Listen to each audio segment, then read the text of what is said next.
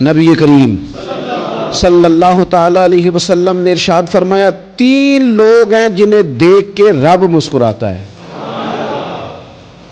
یا رسول اللہ صلی اللہ علیہ وسلم وہ کون کون سے؟ تو محبوب فرمانے لگے ایک وہ بندہ ساری مخلوق سوئی ہے، آدھی رات ہے، رات کا پچھلا پہر ہے، اس نے اٹھ کے وضو کر لیا، مصلی پہ کھڑا ہو گیا خدا کی یاد میں، فرمایا اسے دیکھ کے رب مسکراتا ہے جو اس کی شان کے لائق ہے۔ مسکراتا ہے اللہ، یہ تو سونے کا ٹائم تھا، یہ تو گہری نیند آنے کا وقت تھا، رات کا پچھلا پہر، رات پوے تے بے درداں نوں نیند پیاری آوے تے درد منداں نوں یاد سجن لی ستیاں بھی آن جگاوے،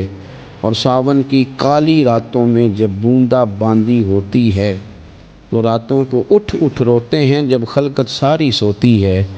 اللہ مسکراتا ہے۔ اور سننا میرے بھائی، میرے نبی پاک صلی اللہ تعالیٰ علیہ وسلم فرماتے ہیں جب مسلمان نماز کے لیے صفیں بناتے ہیں،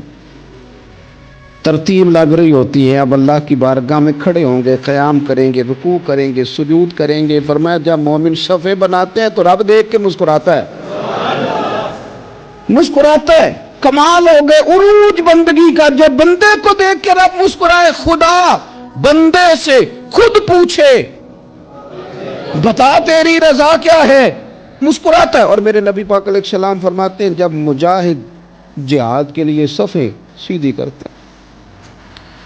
آج تو یہ رب کے نام پہ مرنے ہی آ گئے، یہ صفوں میں کھڑے ہوں گے، ترتیب سے لڑیں گے، ترتیب سے گلا کاٹیں گے کافروں کا یا شہادت لیں گے۔ فرمایا جب جہاد کے لوگ صفیں بناتے ہیں تو رب انہیں دیکھ کے مسکراتا ہے۔ کتنے نصیبوں والا وہ بندہ ہے جسے دیکھ کے مسکرا دیا۔ او یار کبھی تیرا بیٹا تیرے سامنے مسکرائے نا چھوٹا تو تیرا دل باغ باغ ہو جاتا ہے، تیری ماں بیمار کسی ایک دن صحیح طرح ہنس پڑے تو طبیعت خوش ہو جاتی۔ مجھے بتاؤ نا جس کا رب بھی اسے دیکھ کے ہنس پڑے، جو اس کی شان کے لائق ہے، کیا اس بندے کے نصیبے ہیں، کیا اس کے مقدر ہیں۔ آپ اس مقام پر اپنے آپ کو لائیں۔ اب دیکھیں نا یہ حدیث ہم نے سن لی، اب ہم نے نا اس طرح صفحے نہیں بنانے جس طرح ساری دنیا، اب ذرا صفحے بھی شوق سے بنائیں گے، اب ذرا تھوڑا سا شوق پیدا کریں گے، بھئی یہ تو میں وہ کام کرنے لگا ہوں جسے دیکھ کے